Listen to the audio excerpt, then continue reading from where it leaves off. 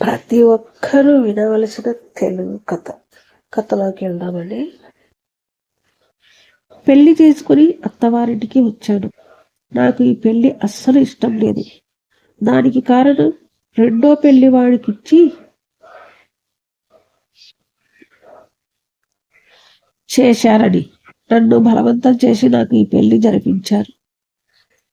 అమ్మ నాన్న లేరని అన్నయ్య వదిన నాకు ఈ సంబంధం రావడంతో పెళ్లి చేసి చేతులు దులిపేసుకున్నారు. అందుకే వచ్చేటప్పుడు ఒక కన్నీటి చుక్క కూడా రాలేదు నా కళ్ళలో నుంచి. అయిష్టంగానే ఇంట్లో కాళ్ళు పెట్టాడు. ముందుగా పూజ రూమ్లోకి వెళ్ళి దేవుడి దగ్గర దండం పెట్టుకుని కళ్ళు తెరిచి అమ్మవారి ఫోటో చూశాను. అమ్మవారి గుండెలో ఒక చిన్న పాప రూపం కనపడింది. నాకు వెంటనే నవ్వు వచ్చింది. నా బాధంతా తీసుకున్నట్టు అనిపించింది.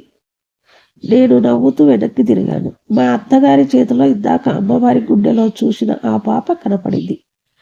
5 నెలల పాప తను. నన్ను చూసి నవ్వి కేరింతలు పడుతుంది.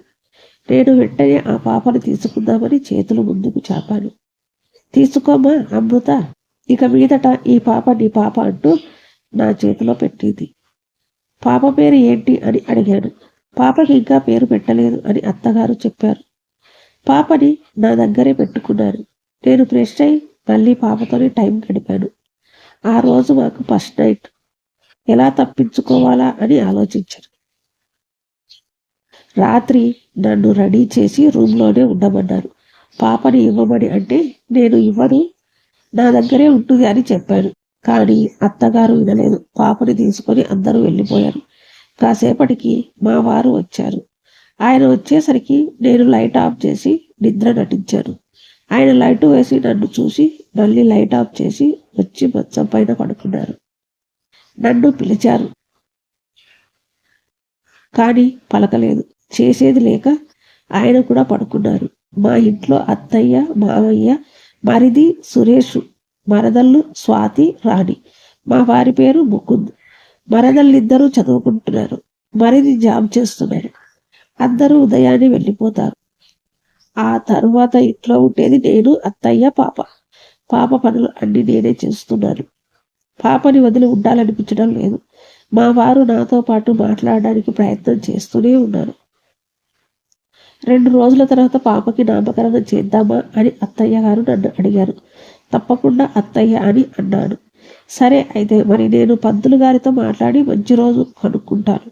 నువ్వు వెళ్ళి పాప కోసం బట్టలు తీసుకురా అని చెప్పారు. అత్తయ్య అలాగే ఒక ఊయల కూడా కొనిద్దాం అని అన్నాను. ఇంట్లో చెక్క ఊయల ఉందమ్మా, దాంట్లోనే వేద్దాం అని అన్నాను. సరే అన్నాను. అమృత, నేను ఒకటి అడగనా అని అడిగారు. చెప్పండి అత్తయ్య అని అన్నాను. నీకు అభ్యంతరం లేకపోతే పంతులు గారిని పిలిచి దత్తపూజ జరిపించమని అడుగుతాను. దేనికి అత్తయ్య? పాప నా కూతురే కదా అని అన్నాను.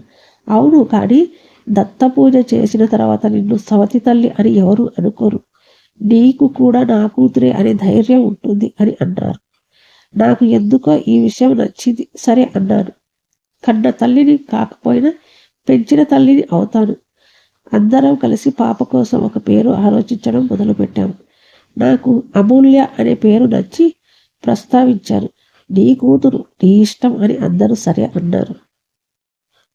ఒక శుభముహూర్తాన ఇంట్లో హోమం, దత్తపూజ చేసి సాయంత్రం నామకరణ మహోత్సవం చాలా గ్రైండ్గా చేశాము. మా వారికి నాపై కోపం వస్తుందని నాకు అర్థమవుతుంది. కానీ ఇప్పుడు నాకు కోపం తగ్గింది. కానీ ఇప్పుడు మాట్లాడాలంటే చాలా భయంగా ఉంది. మెల్లిగా ఆయనకి ఏమి కావాలో చూడటం మొదలుపెట్టాను. ఆయన మాట్లాడాలంటే మాత్రం తుర్రుమని పారిపోయేదాన్ని. ఒక నెల రోజుల తర్వాత ఆదివారం రోజు ఉదయం అత్తయ్య, మామయ్య పెళ్లికి వెళ్ళారు.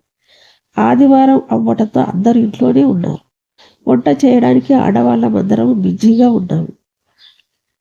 సురేష్ వచ్చి సినిమాకి వెళ్దామా, రండి రండి అంటూ మరదళ్ళిద్దరినీ తీసుకుని వెళ్ళిపోయారు.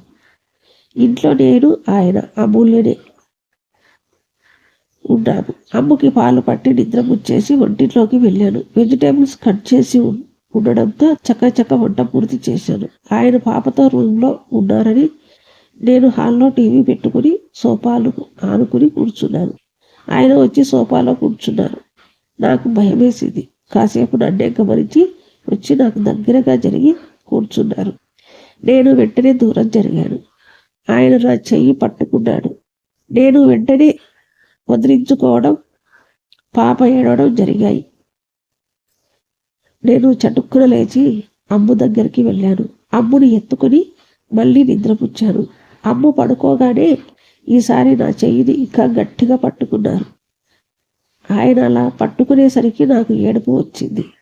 అది చూసి ఆయన చాలా కంగారు పడ్డారు. కానీ ఆయనకి కోపం తగ్గలేదు. నన్ను తీసుకుని హాల్లోకి తీసుకొచ్చారు. నీ మనసులో ఇంకెవరైనా ఉన్నారా అని ఆయన అడిగిన ఒకే ఒక ప్రశ్నకి నాకు భూకంపం వచ్చినట్టు అయ్యింది.